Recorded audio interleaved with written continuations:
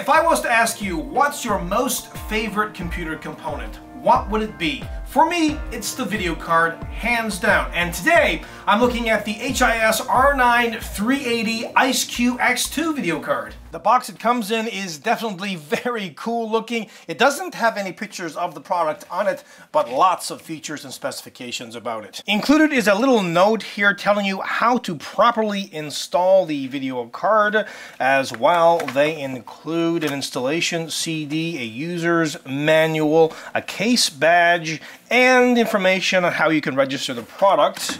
Note how it's packaged very well. A piece of quality styrofoam at the top. Molded styrofoam, the video card fits right in there. And the video card itself is in an anti-static bag. Now let's have a closer look. This video card has a PCI Express interface of 3, and it's based on the Antigua Pro core, but previously that was called Tonga, and it's built on the 28 nanometer manufacturing process and has 5 billion transistors. Note that this video card is basically a rebrand of the Radeon R8 285, just with a higher core and memory speeds. Also keep in mind that the current R9 series video cards are considered high-end, while the R7 series are entry to mid-level. With that being said, though, I personally stick with an R9 series video card if you're the least bit serious about gaming. And honestly, the R9 390 series would probably be the best bet for most hardcore gamers, you know, wanting all the eye candy on at high resolutions. Let's have a closer look. As you can see, the overall look and styling on this is quite good. However, it's a sizable video card, and it's mainly because of the very long cooler.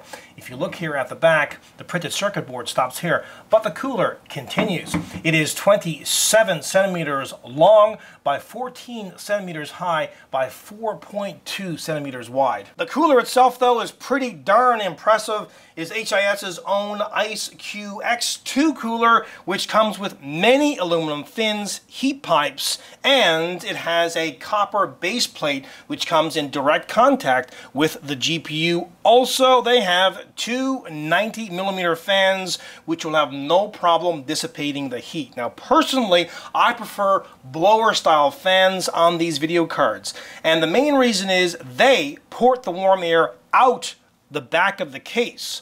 Here, though, you have these fans which will dissipate the heat no problem, but the heat will go inside of the case. Just make sure that you have adequate cooling inside of the case. Now let's get up close and personal with this cooler. Again, you can see the many aluminum fins at the top of the heat pipes, and you can see the copper base plate, which again is in direct contact with the GPU. Oh, and by the way, the memory does have the heatsink on it. Also, these fans are super quiet when in 2D mode, around 28 decibels, but of course they're going to ramp up from there in 3D mode. It comes with 4 video connections, 2 DVI, 1 HDMI, which fully supports 7.1 channel audio, and 1 DisplayPort. Note that 6 displays are supported with the use of a DP MST hub. This video card requires 2 6-pin power connections, and the approximate maximum power consumption is 190 watts. The core speed is 990 megahertz. Keep in mind that the default speed is 970 megahertz, so that's always good. You get a bit more performance out of this video card than stock. As well, the 2 gigabytes of GDDR5 256-bit memory is 5.5 gigahertz DDR. Now, only 2 gigabytes, you say? Well, not to worry, because there is a 4 gigabyte model available. It also comes with 112 texture mapping units, 28 texture units, 32 raster operations. The pixel fill rate is 31.7 gigapixels per second. The texture fill rate is 111 GTexels per second. The floating point performance is 3,548 gigaflops, and the memory bandwidth is 176 gigabytes per second. It supports DirectX 12, OpenGL 4.5, OpenCL2 Vulkan, and Mantle. And this API, or Applications Programming Interface, really breaks new ground in that games with it enabled speak the language of GNC, or the Graphics Core Next architecture, allowing outstanding performance and amazing image quality.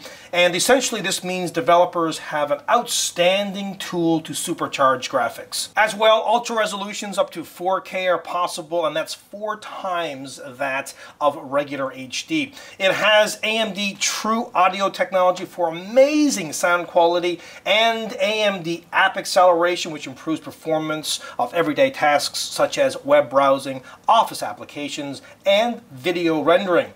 Also, AMD Crossfire technology for amazing multi-video card scaling performance, which is a must for many gamers. As well, there's also AMD Power Tune technology, which enables intelligent power monitoring to enable higher clock speeds and thus better performance. Also, to reduce energy costs, AMD has this zero core technology, and it allows the video card to consume virtually no power when it is at idle. And finally, for all your 3D viewing pleasure, they have AMD HD 3D technology to play 3D games, watch Blu-ray 3D videos, and the ability to edit 3D photos.